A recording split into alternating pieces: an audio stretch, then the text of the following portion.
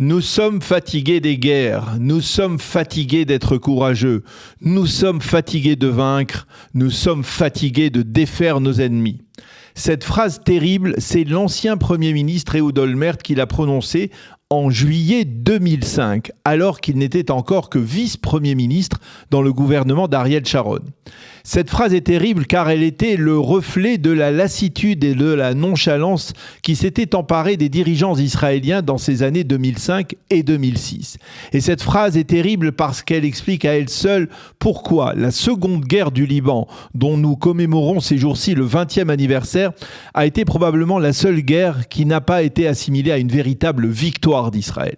C'est vrai, il y a eu des actes de bravoure durant cette seconde guerre du Liban en juillet et août 2006. Personne n'a oublié la bravoure du commandant Roy Klein qui a sauté sur une grenade en récitant le schéma Israël pour préserver la vie de ses soldats. Tout le monde se souvient également du sacrifice suprême du lieutenant-colonel Emmanuel Moreno, ce héros d'Israël tombé à la fin des combats au Liban. Mais il s'agissait d'actes de bravoure individuels. Car dans la perception collective israélienne, cette guerre déclenchée 3 mois après l'arrivée d'Olmert au pouvoir a été une guerre ratée. Et pour plusieurs raisons. D'abord parce qu'en 2006, Tsahal n'était pas prête à faire la guerre à une armée comme celle du Hezbollah. Au cours des années précédentes, l'armée israélienne avait surtout rempli des missions policières entre guillemets en Judée et Samarie au détriment des entraînements.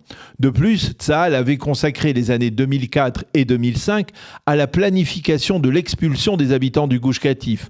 Au lieu d'être formés au combat, des milliers de soldats avaient été formatés à chasser les habitants juifs de leur maison dans le Gush Katif. Une sale besogne que jamais Tsahal n'aurait dû accepter. De telle sorte que durant l'été 2006, la guerre n'était pas du tout au programme. Seconde raison, la fameuse conceptia, le concept erroné qui consistait déjà à l'époque, bien avant le 7 octobre, à donner la priorité à la retenue et à croire que le Hezbollah n'oserait jamais attaquer Israël. Le général Moshe Ya'alon, chef d'état-major de 2000 à 2005, aimait déclarer, très sûr de lui, que les missiles du mouvement chiite allaient rouiller sur leur rampe de lancement.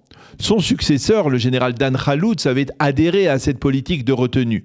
D'autant plus que Khaloutz était le premier chef d'état-major issu des rangs de l'armée de l'air. Et pour lui, les avions de chasse israéliens suffisaient amplement pour vaincre au combat. L'infanterie et les tanks étaient superflus. Mais ce n'est pas tout. À l'époque, Tsahal avait entamé la fameuse démarche de compression, si chère à Ehud Barak qui voulait en faire une armée petite et moderne. Non seulement Tsahal avait commencé à fermer plusieurs divisions, mais, fait très symptomatique, les officiers avaient abandonné la fameuse doctrine qui consistait à partir au combat à la tête de leurs troupes. Ils avaient pris en effet la sale habitude de rester à l'arrière et de suivre la progression des troupes sur d'immenses écrans plasma installés dans les quartiers généraux de l'état-major, ce qui naturellement affectait le moral des soldats. Ainsi, Tsahal Motel 2006 était une armée en crise dans laquelle la logistique était déficiente et les services de renseignement pas suffisamment performants. C'était donc l'état d'esprit délétère et nonchalant qui régnait au sein de l'état-major israélien au début de l'été 2006. Et lorsque l'on découvre que le ministre de la Défense de l'époque était Amir Peretz, un leader travailliste totalement ignorant des choses de la guerre, on comprend mieux pourquoi cette guerre a été assimilée à un échec. 20 ans plus tard, Tsahal est toujours déployé massivement au sud Liban. Mais elle a su tirer les leçons de la seconde guerre du Liban.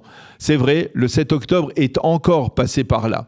Mais il suffit d'entendre les commandants des brigades d'infanterie et de tanks qui ont combattu ces derniers mois au Liban pour comprendre que tout a changé. Que l'offensive a remplacé la retenue, que les renseignements militaires et la logistique sont 1000 fois plus performants qu'avant. De telle sorte que même si le Hezbollah n'est pas encore éradiqué, il n'en demeure pas moins formidablement affaibli par les forces israéliennes. Et enfin, Tsahal 2026 est une armée qui, contrairement à celle de 2006, possède une âme, qui sait pourquoi elle combat et surtout qui sait que, contrairement au message défaitiste d'Olmert, elle ne peut pas, face à des ennemis déterminés, se payer le luxe d'être fatiguée de faire la guerre.